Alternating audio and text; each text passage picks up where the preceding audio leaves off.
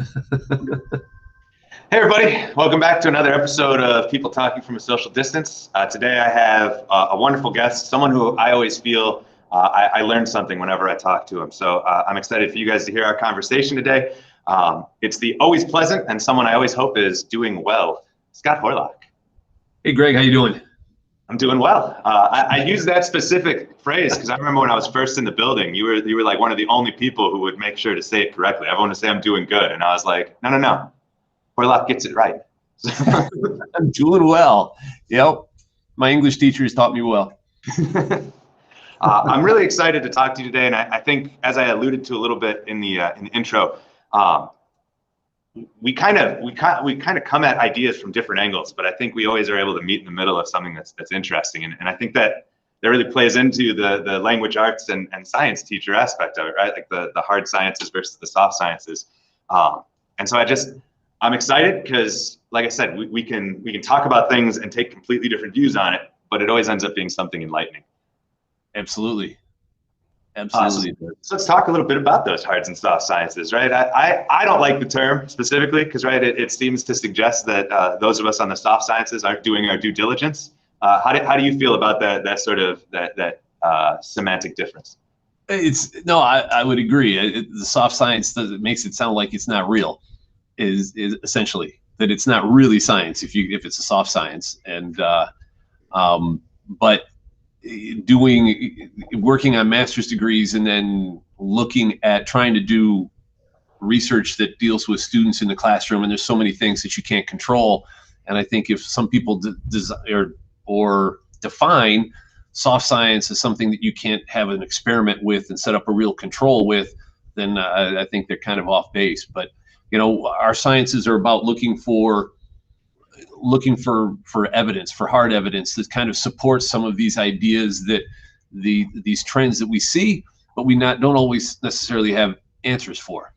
So the hard sciences are kind of more about digging, and at times, and saying, okay, wait a minute, they feel this way, or I see this trend, I see the students in my classroom behaving a certain way or responding to this lesson in a certain way. Why is that happening? And then that's where the hard sciences kind of kick in and start to do their thing. Well, and I always thought too, like especially like the earlier parts of literature, right? Literature was trying to explain the things that couldn't be explained until science caught up and explained them. Mm-hmm. Absolutely. And so like one feeds the other, and they kind of go back and forth. And that's again why I always thought, like, it's not a dichotomy; it's a continuum. Yeah. Oh, absolutely, it is. And some of the most knowledgeable individuals were the ones who were doing all of the reading, centuries ago, and those people were the ones that were looked up to in their communities. But they got their ideas from literature, and then they started to apply their science skills to those ideas. Definitely. So I always sort of set up this first question the same way, but I'm going to go slightly different, and I want to get to a point in my life where when I tell people I'm an English teacher, they just go, oh yeah, that makes total sense, right? And I feel like if you looked up science teacher in a dictionary, it'd be a picture of Scott Horlock. Oh man, thanks. I know I'm throwing a lot on you there, but I think though it just shows how much you are interested not only in the profession of teaching, but the stuff you're teaching. But if we were in a world, or we were in a situation where you had to apply some sort of a label outside of your profession, what would that label be and why? Oh man, and this is the question that I have just struggled with, listening to these with other colleagues and listening to their responses. But I grew up. My father was a high school biology teacher, and when he would teach summer classes with students, they were never in the classroom. And since I wasn't in school and my mom didn't want me or my brothers running around the house causing trouble, she's like, no, you're taking the kids with you on every single day. So we were out in the field with my dad every single day. The students were picking us up and throwing us into the lake or the stream or things like that, and just, using us as playthings. So I grew up with that. My father was my advanced biology teacher. They weren't teaching, I'm going to date myself here, they weren't teaching AP classes at that point in time. So he was my advanced biology teacher my senior year of high school. So teaching, education has always been part of me, part of what I do, and trying to define. And it's funny because I'll be in my yard in the summertime, and there'll be a really large, in my vegetable garden, a tomato hornworm that has the tiny little eggs of a parasitic wasp on its back. And I'm snapping photos and going, I can use this in the classroom, And so it's hard. It's like everything I do is I'm relating back to being able to help other people understand it. Whether that's students, whether it's adults in an adult education type setting, if it's, I talk to college students at semester time, at the beginning of each of the semester until recently. I'll go to NIU, I get invited to sit on a panel and talk to students who are going to be student teachers, who are getting into their student teaching. And they're, one of the big questions is, how do you separate, work and play? And I'm like, man, there's for me, a lot of times work and play are the same thing, and it's just constantly going. So trying to figure out what I am outside of that. I mean, as a father, I was a teacher. As a grandfather, I'm a teacher, so that's, I couldn't get out of that. I'm a dabbler. I like to, as my grandfather would say, I'm a jack of all trades and a master of none. So that's, maybe that's another way to go. I don't know. No, I agree with you when people are like, so, what do you do outside of the English stuff? I was like, well, like I write, and they're like, well, that's still English. I'm like, good point. Yeah. Like I read a lot, that's still English. Like, yeah, that's a good point. So maybe we're just attuned to our positions very well, right? There's nothing wrong with that. Yeah, and it's funny. It took me a while to figure that out. I mean, literally, and some of the people listening might know this story, but last week of school, senior year of high school, my dad's like, hey, you ought to get into education. And I'm just like, no, I was an 18-year-old. I had all the answers to the world at that point in time. I knew exactly what I was going to do. I was going to be a field biologist. Had some great experiences at UW Stevens Point as far as that, working with black bear and deer and waterfowl and doing all different types of things. And then got out of that and realized that the position didn't pay very well, and that I was going to have to travel around. And so went into construction, worked construction for 11 years. I fixed bridges is what I did, and worked construction for 11 years before I got out and went to work for myself as a consultant. So, and I'll leave that piece for one of your later questions coming up here. But so it wasn't until I got into the consulting world and my father passed away and his colleagues like, hey, would you come and help us with these field trips, going to Nelson Lake Marsh and stuff like that. And I'll tell people it was a trip. I had 8th graders from Caneland Middle School. We were at Nelson Lake Marsh just outside of Batavia, and I was working with them all day long, and I'm driving home and I'm like, son of a gun. Had I listened to my dad 20 years ago, I would have been doing what I really enjoy doing. And that was the moment I made the decision to go get my certification and get into education at that point. So, yeah, it's kind of interesting how that whole thing played out. Well, we don't rehearse these segues, but that's a perfect one, because the second question we ask, right, is how does your profession help shape, foster, or embolden your passions? And floor is yours. Yeah, no, you know what? It is my passion. It's just it's from the day I walked in, the connection piece is really kind of interesting. How this all played out. When I came here to Sycamore High School, actually I started substitute teaching here in the high school, and John Tilton was teaching at that point in time, and he had Parkinson's, and he was going to try to get through a school year, and the disease wouldn't let him do that. And so he actually went to the powers that be and said, listen, I can't do this anymore, but I'm not leaving unless you make Scott my substitute teacher for all of second semester.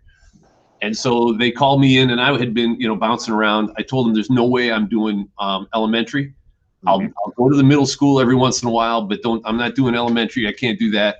And they tricked me a few times and actually had me, they called me into the high school and they said, oh no, our plans changed. We need you over at West School, kind of a thing. But so John and I had planned, and John's like, yeah, we're doing this, this, and this. He said, I'm going to stay in the classroom. I'm just going to kind of ease you into it for a week, maybe 2 weeks. I said, okay, sounds good to me. He said, but I'm just going to sit in my office. So the office is over here. The classroom's out here, right? And the kids come in the first day, and I got rolling with the kids and got talking. First hour, the bell rang for the end of first hour. John walks out, and John has been a lifelong friend. He and my dad taught together at the high school in St. Charles. And so I'd known John for a long time. John walks out, pats me on the shoulder, says, welcome home, and never stepped foot in the building again. That was so it's like, I've been doing what I really feel like is my passion and what I've been meant to do. And it's just kind of, it feeds on itself. It's a circle, right? The more I learn, the more I want to help the kids, and I want to see them, help them understand the things that really get me excited about science, about biology in particular. So that's interesting, because that gives me 2 points of interesting connection. Similar thing happened to me at Providence when I was doing my student teaching and stuff. They're like, hey, you're going to start on Tuesday after Martin Luther King Day. I was like, sweet, great. Show up. Cooperating teacher isn't there. I was like, okay, hey, I don't know much about state laws, but like I should have a teacher in here because I'm not certified. Catholic school. They're like, someone's watching. And I was like, that's hilarious. But like there needs to be an adult who is certified to be in front of children in here with me. So I went 2 weeks without a co-op teacher. And by the time she came back, she's like, oh, you're fine. And I was like, well, yeah, because I didn't have a choice. I just had to sort of do it. But that's amazing.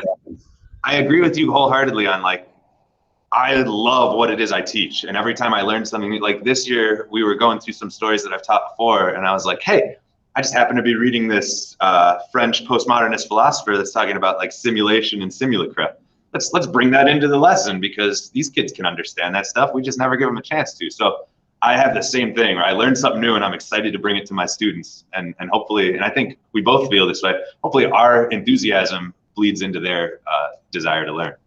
Oh, yeah, absolutely. Absolutely. And I've heard, I think one of the neat things about education that I never even had crossed my mind, but listening to former students of my father's, right, and some of his colleagues as well, but listening to mostly to former students who say, yeah, the things that your father taught me when I was a student of his, I'm now teaching to my grandchildren, right? And so those things, the things that we do in the classroom, just have the power of stability. They're there, right? And they can be there long term, which is just an incredible responsibility.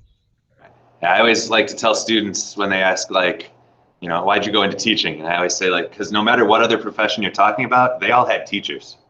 Yep. Right? Lawyers all had teachers. Doctors all had teachers. Like, that's right. It's that whole sphere of influence. I love it. Love it. So I get into my favorite part of these interviews, because I just steal everyone's ideas and write them down so I can look at them later. But I always love to get recommendations from people, mainly for a selfish reason, but I think it also gives our colleagues just a better insight into who we are and what we think about and how we think. So you got a recommendation for us? So as far as the books go, yeah, there's a couple of them that kind of stick with me. I really like Sean B. Carroll as an author. And as we had talked about a little bit before this, that mostly I'm reading nonfiction type stuff. But I really like Sean B. Carroll and his book Serengeti Rules, which is just kind of making connections, whether it's on the ecology end or whether it's in the cellular biology end of things, that there are and that there's always players and there's always rules. And like he says, he talks about the game of chess. If our lives depended on knowing how to play that game, we'd all learn who the players were, and we would all learn the rules that they have to play by. And so his book, The Serengeti Rules, kind of makes that approach from an ecological standpoint. And he says, well, wait a minute, these same rules, we're looking at them in the big picture when we're talking about ecology. But these same rules apply within a tiny microscopic cell. And so it's just the way he's a fantastic author in the sense that it's a story, and he makes it accessible to people. Not all scientists can write that way. Their stuff is just like, they're using vocabulary words that are there's 7 or 8 syllables to each of these words, and it's just like, what are you talking about, right? So they're not always accessible, but his work is accessible. And then the other book is The World Without Us by Alan Weisman, and that's just it's kind of funny, because maybe it's not funny because we're in a pandemic, but what would happen if every human in the world were gone in a flash? What would happen to the world that we leave behind, right? What would the choices that we've made as far as how we have dealt with our environment?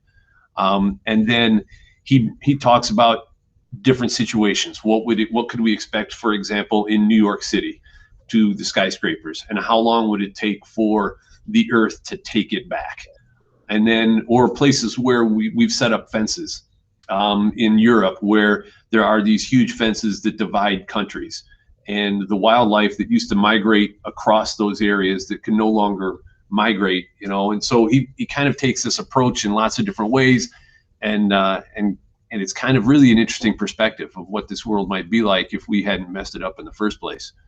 I've always been interested in science books, or books about science that create some sort of narrative. Like I remember when I was younger, Gary Zubov's Dancing Wu Lee Masters takes all of the quantum physics and takes all the math out of it and puts it into the perspective of like more Eastern philosophies and how there's some similarity between them. So I agree. There's few that not everyone can do that, but those are always really insightful when we get there. They are. I really love that idea too of the macro and the micro, because I think that's a place where literature and science have some interesting overlap in terms of, when you're reading Shakespeare, he's talking about his specific time period and his specific situation in England, but it's applicable to all of life. And so that idea of the minuscule or the microcosm has a lot of the same rules, a lot of the same players as the macrocosm. It's just absolutely cool stuff. Yeah, it is, and we can learn a lot from that, and just our approach. So you had brought up ecology, which I'm glad you did, because I told you I wanted to talk about it. So nicely done.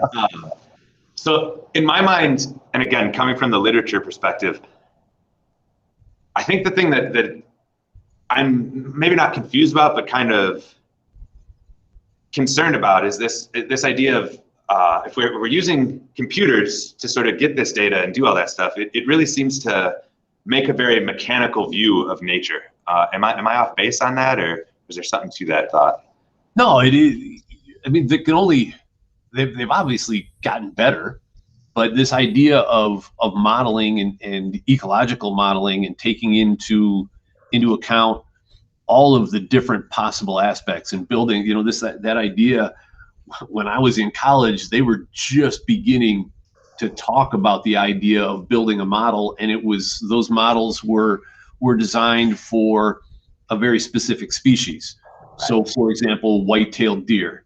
And what happens if we were looking at this in the sense of what do the numbers need to be? How many deer could be hunted within a county that has a certain carrying capacity, right? And that deals with the amount of food that's available.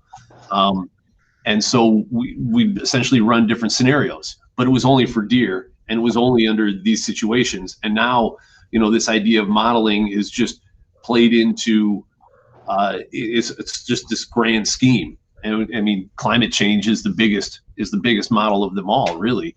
And what happens if the ice caps start to really melt even faster than they already are, and what that would, and then from there, simply trying to make predictions. And the computers can only kind of do so much, and then we have to react to it, and then we have to fine tune those models. Ooh, okay. So the computers aren't able to necessarily do all of that reacting without us giving them the information. We might be able to give it to the computers digitally.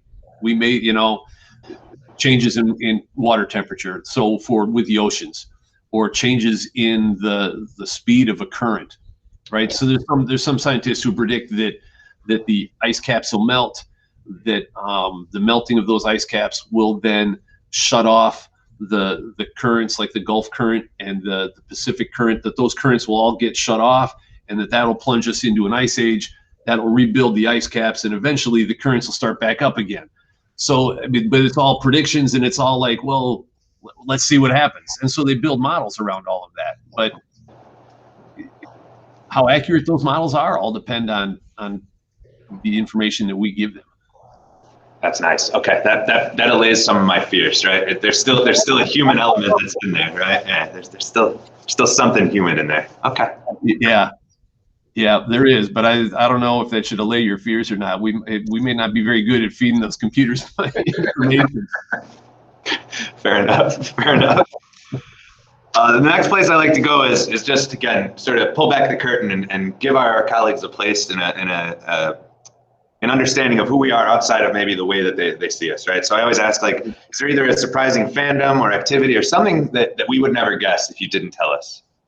Oh, man. There's a couple of things that crossed my mind here. One, before I mentioned that I had done some consulting, and one of the things that my father was really into, he was an avid birder, and so he was really into bird watching, and he was an avid botanist, and became really, really entwined in the restoration world and in particular restoring prairies at that point in time.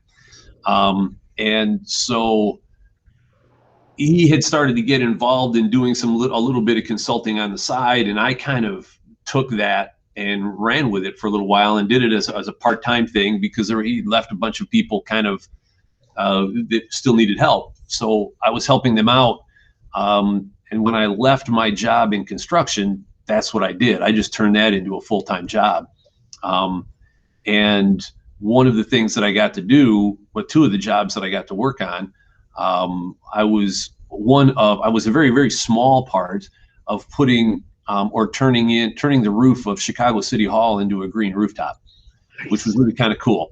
And it's a great experiment, because if you don't know the building at all, downtown Chicago City Hall is one side and Cook County is the other side of the building, and they're mirror images of each other, but they run on, because they're two different governmental entities, they run on completely different systems. So the heat system on the city side is different than the heating and cooling system on the county side.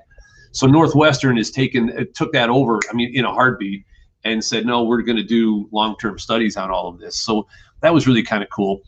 And I got a chance to, again, just a small part as a consultant on taking the Green Valley landfill in DuPage County when Waste Management finally closed it, and turning that into a park that people could use, and bringing back to more of a prairie, and then around the base kind of a wetland type situation. So I've been involved in those types of things. I enjoy running. It's not something that I ever would have thought I enjoyed. I got into it completely by accident about 7 years ago. I got home one day and my wife said, hey, I've signed us up for a 5K. I'm like, what? Why would you do that? And she goes, well, no, it's a charity thing. And I said, all right. She goes, but it's okay, we can walk it. Well, at that point, my ego kicked in. And I'm like, there's no way in hell I'm walking 5K. It's only 3.1 miles. So I'm like, but I better prepare. So I started running and doing the running thing. And I got done. And on the trip home, it was like, I can do this better. And so I started running, and I kind of got into the wellness thing that way. And really, being here at the high school and listening to Shelley and some of the others, and yourself, doing the wellness thing. Last year when we got shut down, I live right next to the Great Western Trail. And so it's easy access. It's a great place to run. But I started doing things like doing a sensory run, because it's usually, okay, put the earbuds in, going to go for a run, play the music, that kind of thing. But no, once a week I try to go for a sensory run where all I do is, I don't care about my time. I don't care about how far I go.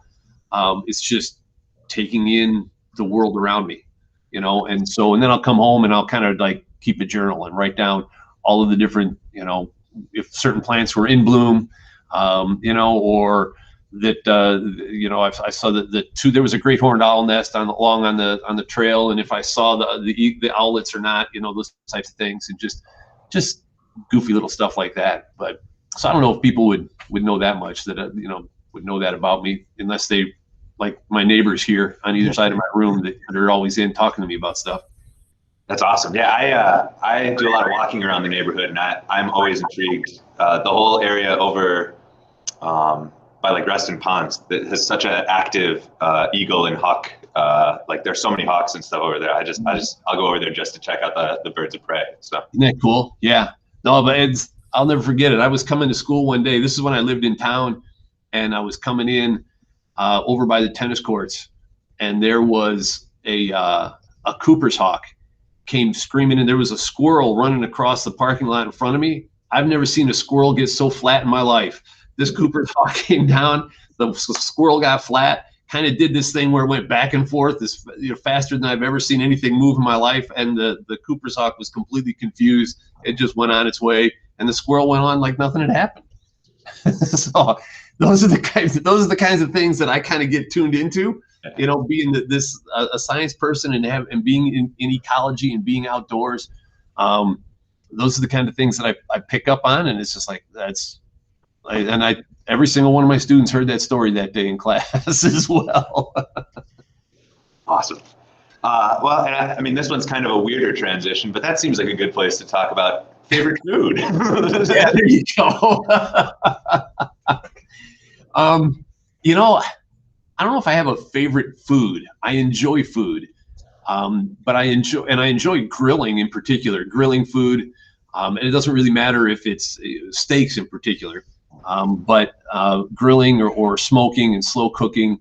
And I get wrapped up kind of in the chemistry of it all. You know, the Maillard effect or Maillard effect.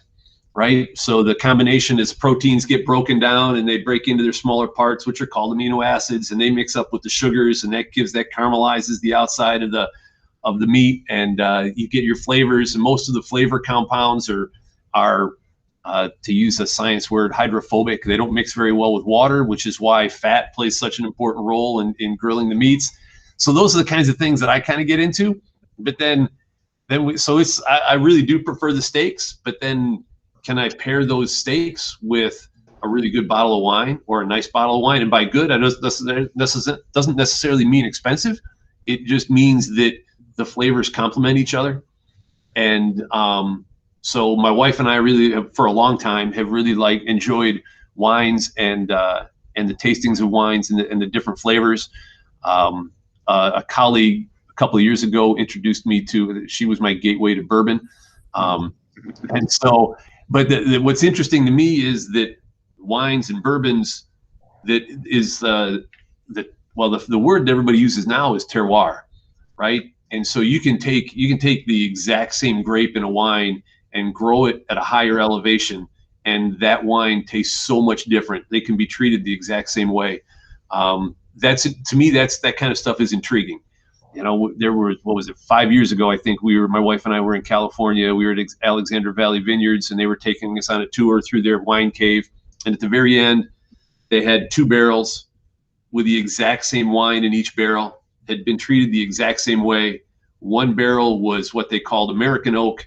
The other one was called French oak, and they had 2 completely different flavors to them. And then I kind of went all science geeky on them, and I said, well, what species of oak is this? And the poor guy's like, what do you mean species of oak? It's American. I'm like, no, you don't get it. Is it white oak, red oak, bur oak, black oak, red oak? You know, I went through all these different oaks, and he's like, you know what? You need to go talk to the guys at this vineyard because that's what they're into. And I never got a chance to get down there and talk to them. But those are the kinds of things that really intrigue me when it comes to foods and the blending of the flavors and putting together a really good meal. And I prefer to do it with steaks. Fair enough. Yeah, that was a long answer for a very short question. Totally fine. No, when you brought up terroir, and that's funny because obviously Daddario, last name, right? Italians, and the Italians versus the French with wine, right? The French are like, it has to be these grapes from this part of the hill only. The Italians are like, we got some of these grapes, some of these grapes. Let's just throw them together. We'll make it work. Oh, absolutely. Absolutely. Like my father, I remember being like, this is a Montepulciano. I was like, what does that mean? He's like, it means 3 different grapes. It's basically a fancy way to say we didn't have enough of any of the 3 grapes. Yes, exactly. This is a blend because by themselves they all suck, but when you put it together, this is pretty good.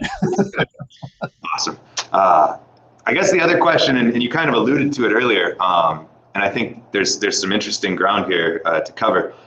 You had talked about how a lot of what you read ends up being nonfiction, and I'm the ardent person for fiction and its importance. So we had talked a little before we started recording about that. What is it about nonfiction that draws you to it as opposed to fiction? Well, I don't know. I'm always trying to learn about my world, and I guess that's the science perspective in me. And so those are the types of things that I find, really interesting and intriguing. Whether it is a different viewpoint, that somebody has about an ecological perspective, say, or whether it's just something completely new. It's just, so I'm really drawn to having that, to getting new information. And for whatever reason, I think I mentioned to you the last time I read a fiction book was the Harry Potter series when my kids were growing up, right? Which was a long time ago. And I enjoyed it. I've always enjoyed reading fiction when I've read it. I just don't, that's not the first thing I'll do if I have a choice, I'll grab something that's nonfiction that I'm going to learn something from. And that's just, it's what I enjoy doing, I guess. That makes sense. As you were responding, I was plotting like which fiction books can I give him to turn him to the devil in the fiction, right? Because I think there's definitely something to that. And I know, and I'm not suggesting your answer is saying this, but I've had a number of friends who are like, why would I read fiction? There's nothing to learn. And it's like a dart through my heart, right? Like there's always something to learn. It's just a different perspective. And it goes back to, I think we were talking about science tries to explain abstraction, whereas a lot of fiction tries to use those abstractions as the fertile ground to create something different or a different perspective.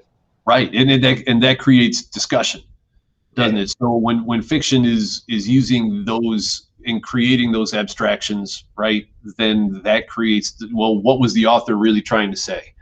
And that turns into a huge discussion and hopefully a fruitful discussion about, with people that have different opinions, and then hopefully, have something to support those opinions, and that, not just the way they feel. Sorry. No, fair enough. You got me on that one. Well, the nice thing about that answer, and again, we didn't plan this, everybody, is that brings it all back around full circle, right? Back to the hard and soft sciences, back to that idea of like how we are viewing it and what we're viewing from it. And again, the wonderful conversations I always seem to have with you, because it is different perspectives, but coming to some sort of middle ground. Absolutely. Absolutely. I mean, that's like the nicest bow I've been able to tie on any of these things, right? So I want to thank you again for your time. I know I've been enlightened by this. I'm sure our audience will as well. And just thanks again for being here. Thank you, Greg. It's been fun. You do a great job. Well, thank you.